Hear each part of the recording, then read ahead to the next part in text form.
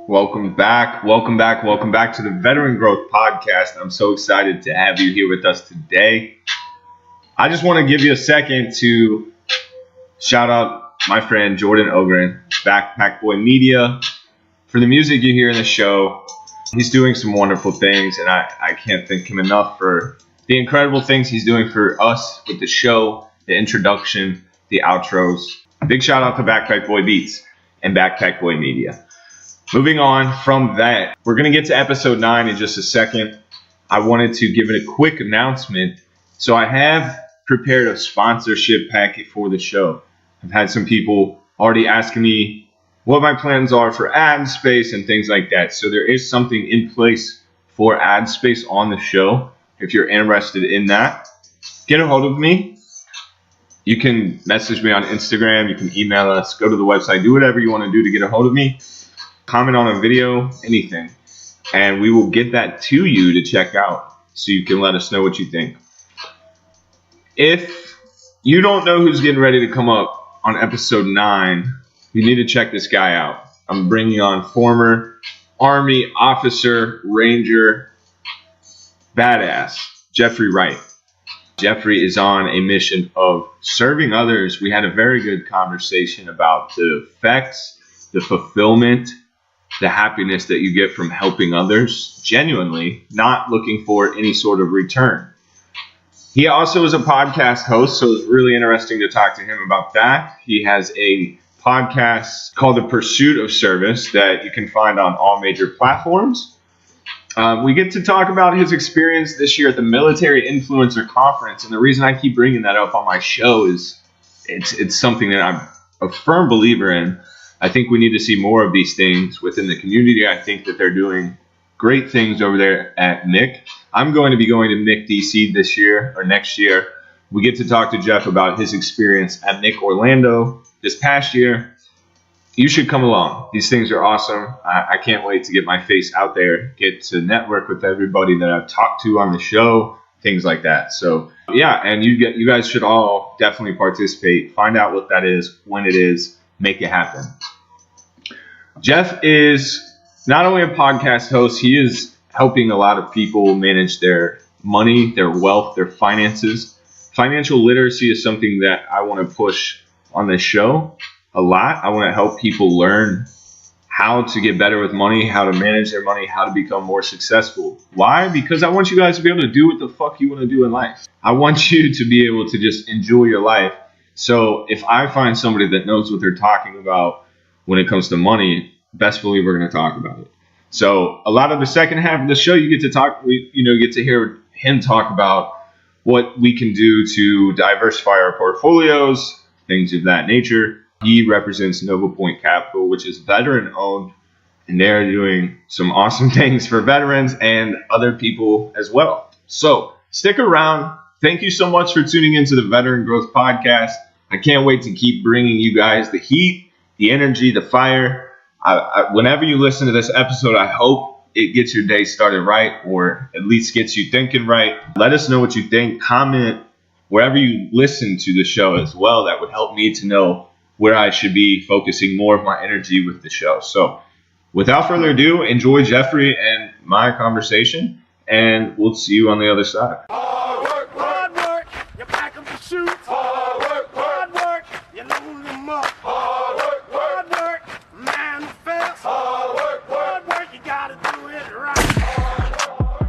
This is the Veteran Growth Podcast, an audio experience designed to help you create a sustainable, wealthy, and healthy lifestyle after the military. For Army veteran and host Kyle Hartman, the goal is simple: never stop learning or growing. Whether you are recovering, transitioning, starting a business, or just want to grow mentally and spiritually, we have you covered. Together, this community can accomplish anything. We've already proven it. You can find more at www.veterangrowthpodcast.com. Please enjoy the show. Hard work, I'm earning my pay. Hard work, that's what they say. Welcome back, everybody. This is episode 9 of the Veteran Growth Podcast. I'm very excited to bring you today's guest. I know I already gave you an introduction.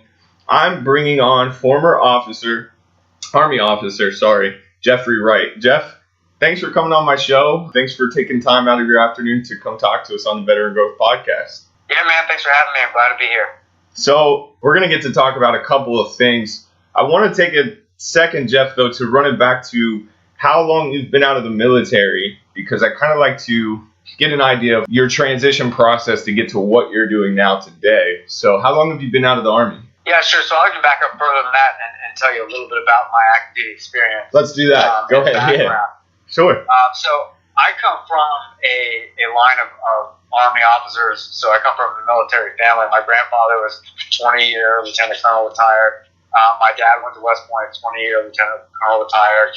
I went to the University of Texas at Austin, was an ROTC, and I served 4 years active, 2 years National Guard. When I was active, I was in 82nd Airborne Division and 1st Ranger Battalion, so I took a couple trips. My whole thing in the Army was I wanted to be a Ranger, so I was fortunate and blessed with kind of the opportunity to do that. So when I left active duty, I knew I wanted to pursue a path in business. Always been interested in investing, so I went to business school, got an MBA in finance, and have been in wealth management ever since then. And did you get that degree while you were in the military? No, so or you did that as you were in ROTC? School, like I said, when I was in ROTC. Okay, got you. And then I got my master's degree in business after I left active duty. I was going to say, if you got that master's degree while you were an active duty Ranger Army officer, I would want to know how that was accomplished. Wow. Either way, though, you have a very good track record of just progression and just learning. And, obviously becoming an Army Ranger is no easy task. One of my close friends from back in the day went to Ranger school and had a heat stroke within like the second week. He went right back as soon as he recovered, and he passed. He made it. He was fine, but it's just still one of the most tough individuals I've ever known goes and gets heat stroke real quick. And I was like, wow, kind of opens your eyes. Good for him, too, because like all things in life, half the battle is just not quitting in Ranger school, because the conditions can just get so discouraging or so tough that, physical injuries, things of that nature, and so just sticking it out and toughing through it is a large part of the battle, kind of like anything else in life, in business or whatever. Right. Well, and that's a lot of the passion that I have for this show, too, is to kind of get people to remember some of the things they've experienced within their military careers and just saying, hey, this civilian life has its ups and downs, but the things you've experienced and endured before should have proven to you, look, you can do this too. You can do anything. Basically, like you said, it's all mind over matter. And I think you are doing a little bit of what I'm trying to do within the community too. I know you work with Nova Point Capital. It's a veteran-owned company. We're going to talk a little bit more about that later. But I want to get into more of where we're at now with. So you took your military career, your background. When you joined the military, did you have plans to do it forever? I mean, did you know you were using it to basically just get that experience in life, or how did that all unfold? I mean, did you have a plan to sort of do the things you're doing now, or what made you get out of the military and why, and then what were your plans coming out of there? That's a good question. So actually, when I entered ROTC as a freshman in college, I was kind of in it for the scholarship to kind of help with school, and I knew that I would do my active duty time, but I didn't really have any huge ambitions.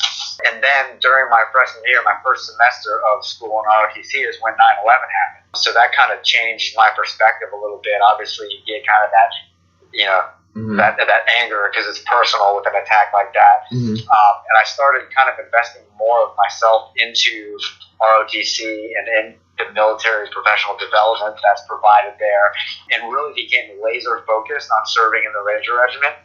And I became sort of, that hardcore ROTC guy, Army officer. If you had known me when I was a lieutenant, you probably would have thought that I would have stayed in for, 20, 30 years and climbed the officer ranks and all those sort of things. But like I said, I was laser focused on serving my country and doing it to the best of my ability in an elite unit like the Ranger Regiment. So when I served there, I kind of accomplished that. And then I broadened my mind into what else I wanted to pursue. And it was really to kind of go into business. I had an entrepreneurial drive in me in terms of being creative to serve folks, to get into business and really kind of create in terms of service offerings or products or ways that I can help people. So I think that's what kind of led me to think, okay, I've done what I wanted to do in terms of serving with the best unit, that I wanted to. And now what's the next step in terms of going into the business world? So that was kind of my journey and my path along the way. That's exciting to hear too, because two things out of that. Most of the people I've talked to up to this point on the show who brought up 9/11 were usually young when it happened. Sort of like myself, I was only in 4th grade when it happened. And so most of the experiences with that, they had the same fire that they kind of got lit up under their ass and made them want to do something to contribute. But then it was like they went and joined. You had already been sort of involved with Uncle Sam when it happened. And so it's cool to know that even though you'd already decided to sign up, it still did something for you while you were in and pushed you sort of to this next level that, who knows, maybe you would have never done those things or gotten to deploy with the team and things like that. So it's really neat how that unfolded. And then the other thing I was going to point out too was the fact that a lot of people, I feel like, forget who they were, who they are still when they get out of the military. They conform back into this, this individual that doesn't seem to have a lot of purpose, a lot of drive, just a lot of passion for anything. They just seem to be stuck in these military days. And of course, I know it's hard. I miss the military almost every day. But you kind of knew that there was more to giving back and to helping others, and you decided to do it through business and things like that. So what could you suggest to some people? Because I see so much potential as a veteran to continue helping and supporting.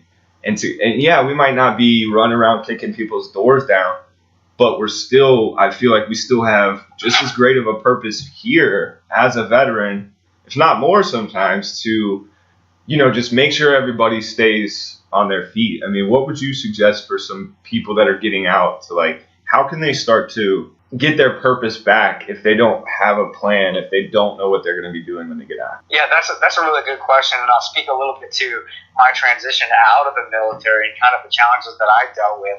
I mean, I jumped right into business school and hard charging into kind of a corporate business career, so I sort of had that purpose the whole time. But one thing that I really struggled with was the transition from being in the military, active duty. I was a ranger, so I had that bravado, kind of that attitude of, I'm a ranger, I have to brave, that sort of thing. So all of a sudden, I just felt like I didn't belong anymore. Right. And I really kind of struggled with that because I lost a huge part of my identity. But what I've learned along the way is that the community still exists, and that is still a part of my identity, even though I felt like for a time I kind of had abandoned my brothers by leaving active duty. Now, just because that was the path that was best for me doesn't take away the service that I gave and the brothers that I served with and my involvement in the community. So I've learned along the way that you can still keep that camaraderie. Mm-hmm. You can still keep that brotherhood. You just have to make the effort to stay involved in the community, like what you're doing in this podcast. What I've tried to do in different avenues kind of more recently is we're all still in this together. The power of community is tremendous, and we should stick together. I think the veteran community has done kind of a poor job of sticking together after the military, though it's starting to come along, and I'm seeing improvements there. But that was a big part of my transition. Is for a while I was floundering in my identity as to kind of what I was or used to be, and that's still a part of me. We can just continue to do it together if we seek the community. Well, I even had a lot of trouble. I'm glad that we brought this up too, because it's tying in perfectly to the things you just said you're recently working on. But one of my struggles was the fact that, I never got to deploy in my time. And when I started coming out with the podcast, my original podcast had nothing to do with the veteran community because my fear was I'm going to claim all these things as a veteran. I'm going to be doing all these things for the veteran community, but it's who am I? I've never even deployed. I haven't experienced some of the things these guys have experienced, whatever. And I had a lot of doubts. And then thank the Lord that I just kept pursuing what I was passionate about. And then I had some sort of life experiences that happened over that first year of my show. And then it hit me. I was like, no, I need to do this. Like, the veteran community needs more things like this. And so that's why I was glad that you started talking about serving others, because I want to get into, not only do I want to talk to you about the MIC Orlando conference, I know you were there. I'm looking forward to going to the next one. But you said, like, our veteran community needs to be doing more, or, it has been slacking. I've sort of noticed that too. So I want to talk about the MIC Orlando conference, what you think we should be doing to continue stuff like that. And then I also want to get into the Pursuit of Service podcast, which I think once you and I talk more about your show, we'll find out that we have a lot of very similar ideas, because I'm looking at your website now, and it's just what you and I have going on. I think we have a lot of the same goals for this community. So run us back to, let's get to the Pursuit of Service podcast after we talk about the military conferences. How was your experience at MIC Orlando? It was fantastic. I learned a lot. The speakers were great and all that. But, the best part was just connecting with other veterans from all walks, too. So I'm a former Army officer, and I made great connections with several military spouses who were doing, entrepreneurial things. I ran into a buddy of mine from the 82nd Airborne Division that I hadn't seen since I served there over 10 years ago. All branches, all kind of walks of life. And, to your point earlier, and to my point too, is that when it tends to be that when veterans leave, they lose that piece of identity, and there's something that holds them back in terms of their self-esteem there. Like you said, you did employ, and I have, things like that too. But that common thread of experience is still there from that. All of us had to overcome the challenges of, be it basic training or, whatever. Yeah. All of us were ingrained with those basic leadership principles that are really kind of rooted in task condition standards, right?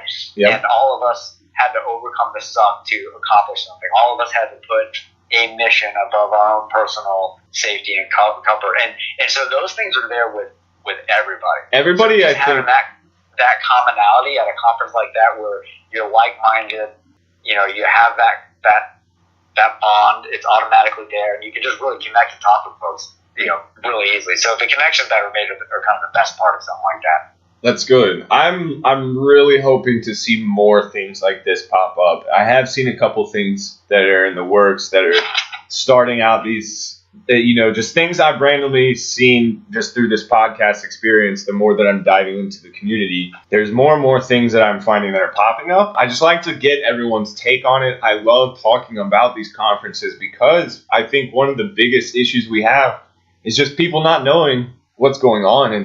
But like you said, it's really good to have that camaraderie with veterans still when we get out. And that's one of the most common complaints I hear is, nobody around where I live, there's no veterans around me.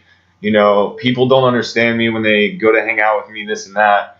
And basically, it's just nice to know that there's things going on year round or year in, year out that are keeping this community sort of in that net together when they get out. So I'm glad that you enjoyed it. I'm definitely going to be going to the one in 2019 in DC, I believe. And yeah, I'll see you there. Will you? Okay, good. I can't wait. I'm looking forward to it. I'm going to talk about probably if anybody doesn't know, it's the Military Influencer Conference that we're referring to. And I'm going to be talking about it as much as I can just to promote it and to get more people involved who might want to go. So let's get into the Pursuit of Service podcast. I'm excited to have a fellow podcaster on the show. It's nice to know that there's other people out there who see the value in a podcast. Yours is kind of fascinating. So why don't you run me through the Pursuit of Service podcast? Sure. Yeah. So one thing that I've come to develop a true passion for is really serving other people. Because of the military, I'm very involved in my local church and other nonprofit organizations, for instance, in the special needs community as well. And so I have this passion for really helping and serving other people. And that applies to my business too. We'll talk about that in a second, entrepreneurship, because I think that's an underlying concept in any entrepreneur. But what I want to do in the podcast is really kind of provide some leadership perspective with the twist or through the lens of serving other people first, or kind of this servant leadership or a servanthood. And I don't consider myself some kind of guru or expert or anything like that, but I have unique experiences and kind of a wide variety of experiences from the military to entrepreneurship that I think that there's knowledge and bits and pieces there that can really help other people. And so that's what I'm doing, is kind of telling my story, having guests tell their stories, and just coming at different angles of why serving other people as a primary purpose will kind of lead to success. So what I say is serve other people is not as a task, but as a purpose, because that will lead to success. Yes, I love that too. And I love the concept of your show. One of the things that was beat into my head constantly by choice, I follow a lot of Gary Vaynerchuk. He's a lot of the inspiration that got me moving when I was transitioning. And one of the biggest things that it started out with him, and then the more I read books and the more people who, I would listen to their interviews or just watch a video on YouTube, this or that, the one common denominator sort of seemed to be helping others. It was always about giving back to others and serving others for years and years and years before you can ever get to certain levels of success. And when it comes down to it, in the grand scheme of things, every human, whether they believe it or not, is essentially their own brand. They're their own business. And if people are looking for success, yes, it can take a long time. If you're just constantly giving to others, you'll have to grow and learn how to evolve into that successful person. But overall, the more people you're genuinely helping within their life, that's value that you're providing them. That's leverage that you're basically giving yourself. So then the next time you have something that you want to sell, or you do have a business that needs support, you've helped all these people for years and years and years. So it's kind of like a really simple concept, but it seems to be like something that a lot of people don't grasp because they want the instant gratification of success, whereas it really takes, 10, 20, 30 years of serving others to the core, genuinely. And so how do you recommend we get on that path? I mean, besides listening to the Pursuit of Service podcast, what are some steps that you would give people on just trying to help others to get to where they need to be in life? I mean, if they're not fulfilled, how do we prove to them that helping others will give them fulfillment? That's a great question, and you said it very well. And so there's this underlying theme of serving others and kind of giving will lead to success, but you really have to do it out of the purpose of wanting to help other people. So the first thing I would say is, kind of help people wherever you can. I mean, if you think of any successful business, as much as people like to say they're self-made and all that kind of stuff, any successful business is fostered by a lot of help, a lot of advice, by a lot of, helping out. The big breaks are things like favors and, referrals and networks and things like that. So as you're networking with other people, if a group of people come together with their hands out saying, what can I get here? Then no one's going to get anything. But if a group of people come together thinking, how can I help each person in this group? Then value is just going to be traded around all over the place. And there's also the inherent value of, if I'm trying to help somebody, that grounds me in perspective on what someone else needs, not just what I need. Mm-hmm. And the human soul is really, really gratified and fulfilled by true selfless giving. I just think that people have a hard time grasping that because we kind of have this first inherent selfishness. Well, and we also have the tendency, too, of not being very faithful in something that isn't physically in front of us. And so you have to have sort of this belief that it's going to pay off, that you are going to feel that sense of pure fulfillment. One thing I've noticed is I've experienced that fulfillment. Whenever I've had somebody, actually just yesterday, I had somebody who messaged me and just said, wow, that last episode, or he shared an episode and he said, that episode was amazing. It was the one with Scott Taylor where we went into some of the things you can do with the GI Bill. And, he was just like, man, I'm getting ready to get out. I have my GI Bill. And I was literally just sitting there thinking, what am I going to do with all this money? And then I listened to your episode and it just gave me like all these good ideas on how to go apply it and to do things that I've never thought I could do. And man, I can't express the true satisfaction that came from that versus most of the other things that have happened in my life this last year. It's just incredible. So I'm glad that you're on a mission like I am. I'm really glad to see your show. It looks good. I just think that you need to continue doing the things that you're doing, especially with this show. Even though it's a young show, don't ever make it stop. Keep it going, and I appreciate it. I hope that one day you and I can maybe sit down and have like a round table talk or something at one of the military influencer conferences someday, and just maybe talk about the effects of podcasting, or just the topics of growth and development and serving others. I think that'd be super cool. Yeah, let's do it. Persistence is key. So, and we have plenty of years to make it happen. So I'm confident that we can do something like that. So let's get into Nova Point Capital. I know that I have some questions for you on that because this is a veteran-owned company. So my first question with that is, are you guys confined to only helping veterans or veteran businesses, or it's just veteran-owned and you guys support everybody? No, we're definitely not confined to veterans and veteran-owned businesses, but we certainly kind of use that as a focus of ours. And as a little bit of background, I worked for several years at a large brokerage firm on a very prominent team, kind of a number 2 guy, but at the end of the day, I wasn't a partner or owner in the business or the clients. And so I had this entrepreneurial drive that led me to want to kind of serve anybody, right? So back to that service mindset. As an entrepreneur, there tends to be the common drive of the purpose to being an entrepreneur is not simply money. It's a value proposition or something that's missing, or a need that should be fulfilled that usually kind of pushes and drives an entrepreneur. And I had that too, wanted to bring kind of a very high-end, sophisticated investment and financial planning experience sort of to the masses. So I linked up with my partners who had started our firm 3 years ago, and so I linked up with them. I'd kind of known them for a time, and so the fit was very natural. Mm-hmm. One of my partners is a veteran. The other's son served actually in the Ranger Regiment as well, so we had that commonality. And so what we do is provide investment management services and financial planning and wealth planning services to individuals and businesses. I think what sets us apart is that we all have very analytical backgrounds, not sales-oriented backgrounds, and we provide fee-only services. We don't sell products.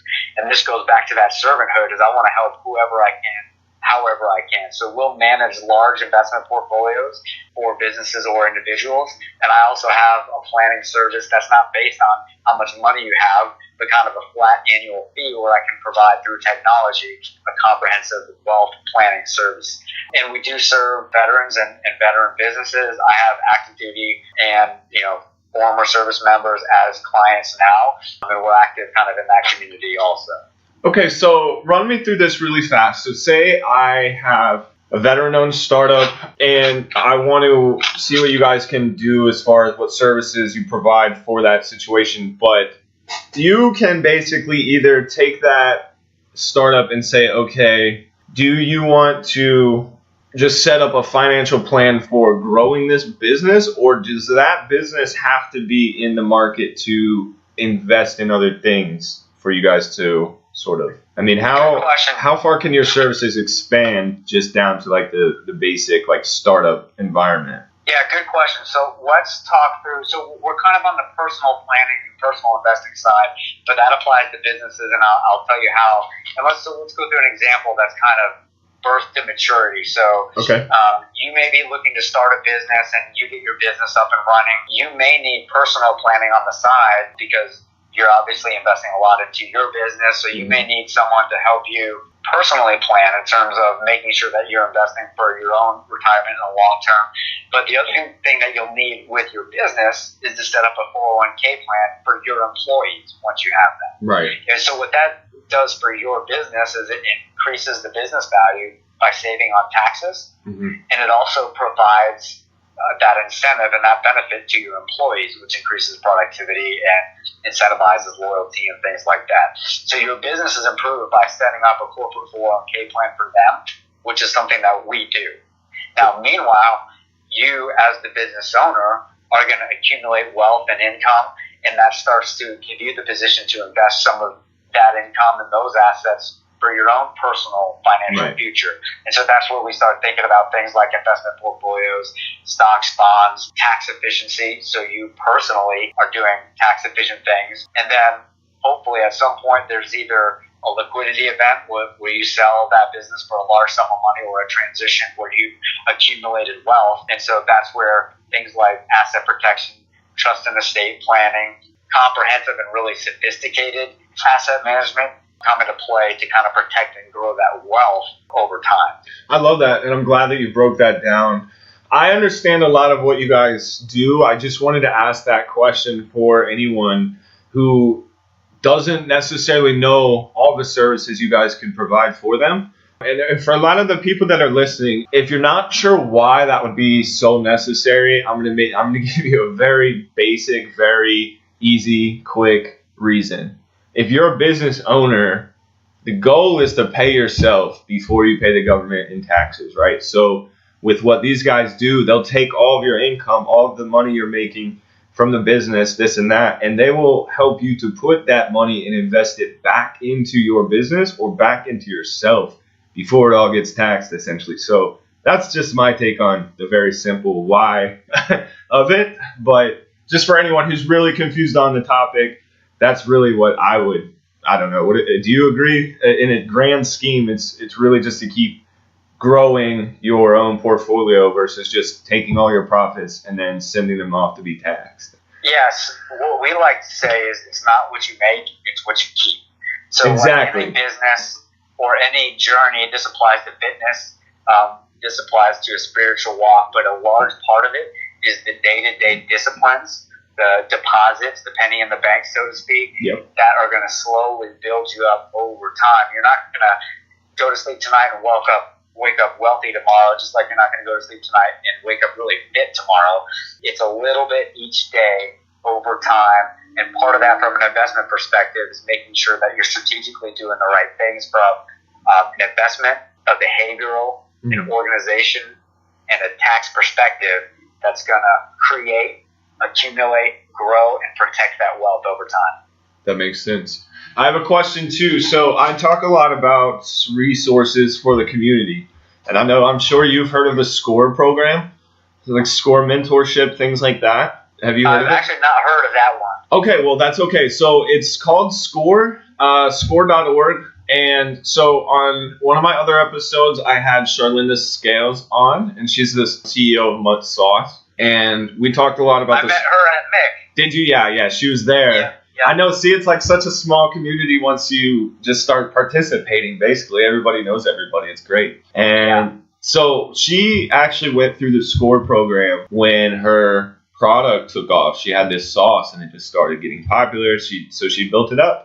And the SCORE program is free to veterans. And they literally will give you mentorship in your area of people who've been through the trenches and what you're doing in whatever market or field you're in, yada, yada, and they'll just help you. So my question would be, is there any sort of restrictions for people to come and have you guys help them out with their portfolio if, say, they're already part of something like that, like some other affiliate program that's helping their business or helping them grow? Or it just depends? No, not at all. I mean, we're more than happy to have a conversation to help folks out. I'm all about having a call and giving free advice as much as I possibly can just to help people out. We have a newsletter that we send out called the Financial Operating Base, or the FOB, which is a financial newsletter focused on the veteran community. So there's nothing that would preclude us working with someone in the SCORE program at all. So give me a call. Let's talk. I'm happy to help anybody any way that I can. And they don't have to be in Atlanta either, right? Fantastic. Otherwise, how can I help? They don't have to be in Atlanta either, because you guys are basically like just tech-based, so they can, right? Or do they? That's correct. Okay. No need to be in Atlanta or Georgia. We have folks, clients, and just people that we help out and talk to all over the country. Okay, cool. I'm excited. I'm really into this stuff. I've basically just been on a very severe mission to be financially independent and just to not have this 9 to 5 holding me back from making my show better and getting to trade Forex more and just different things that I wanted to do, spend time with my son. I'm very much on a mission to be financially free in a sense. And so I've been reading a lot. I've been doing a lot of research on what successful people have to do to become who they are and to get to where they are financially. And so the things that you guys do, I've come to realize over the last 3-4 years that what you guys do is almost essential for anyone's business success and quite honestly for their personal success as well, especially when it comes to finances. Everybody gets in this tendency of focusing on that one income from their career, which isn't bad, but I just don't trust that enough. I know we've had, a lot of people have had Social Security and retirement for as long as most of us have ever known, but I still don't trust that. I just don't. I want to have some sort of well-rounded plan where, all of my money is in multiple different things so that if one or two of those things goes down the dumps or crashes, I'm still going to be able to wake up and eat and, do what I got to do. Yeah. So. Yeah, that's diversification. And ultimately, I want everyone listening to have a standard higher than the safety net that is Social Security that may or may not be there in 20, 30, 40, or 50 years. That's what I think. Yeah. I want to push people to that awareness, that level of, okay, what's my plan? What's my backup plan? Even, and it's not just like the housing market crashing that I'm talking about. I'm really talking about I don't have a lot of personal faith in the Social Security system at all anymore. I think it's going to fail in our lifetime. That's my opinion. I don't want to put that out there too much, but just be careful, folks. Like if you only have one form of income every month coming in, just really focus on how you can, like you said, diversify your funds, your assets, your money. And ultimately, what I want for people is their finances and their wealth to be a resource to support their life and what they want to accomplish and not a constraint on their life. Yeah. Which, if you're having financial difficulties, that feels like a constraint. And so working to build yourself either out of that challenge or build up into, whatever prosperity allows you to have that freedom that you're describing, it's about that finance being a resource and not a constraint. Absolutely. I love it. I'm excited that we had this conversation because actually you're really one of the first people I brought on that we got to talk anything about money about. And we really only just touched like the tip of the iceberg when it comes to money and finances and things. But I also really want to stress that the mission you're on, just in general, this Pursuit of Service podcast, the things you've done in school to know and to be educated in what you're doing now, the military background you have, not only did you just serve the military, which is already a great feat, like you have a very impressive military background. So I can't thank you enough for everything you've done and just also for coming on the show. I want to kind of let you just say what you want about anything. I mean, you can talk about your podcast or anything before we get off of here, but I kind of want to just give you the opportunity to bring up anything that we might have missed or you want to get out there to the world. I know this community is going to tighten up quick around these shows, so I can't wait to just connect more and more and more, but I'll leave the floor to you, Jeff. Well, thanks for having me. It's been great and a lot of fun, and I hope to continue to work together and collaborate in the future. In closing, I think I would just kind of highlight and reiterate what we talked about in terms of the value of community and serving that community. Mm-hmm. Get involved. Find people that are like-minded. Find veterans that have that similar background, because there's times in any walk of life, whether it's personal or in your business, because starting a business is tough, that can be very isolating. So find folks around you, because then you're not alone. There are people that can relate to, that you can lean on, and most importantly, help each other. Because whether it's starting a podcast or starting a business, you're going to need help from other people. And so what I want to say is I'm there to help, whether it's give me a shout and let's kind of shoot the breeze a little bit, or to kind of help you with your business or your finances, or however, I can be there to help. But find that community, get involved, and that's what I'm trying to do, both personally and my partners and I at Nova Point. I love it. I appreciate you coming on. I really do. I love that you stressed for people to just reach out, get a hold of somebody. I get really aggravated when people will tell me, "Oh, nobody cares. Nobody's trying to talk to me. Nobody messages me." Listen, everybody has their own life to live. It's up to you. I'm here to help. Jeff's here to help. But if we don't know you need that help, we're never going to be able to provide it. So reach out. Be bold. Be brave. The community's here. We're going to be thriving. We are thriving. We're going to pick everybody up that is a part of our community and bring them along. You got to give it a little effort on your end. So reach out and just keep listening to these podcasts. Listen to Jeff's podcast. Make sure you guys go to, let's see, Jeff, it was www.pursuitofservice.com, correct?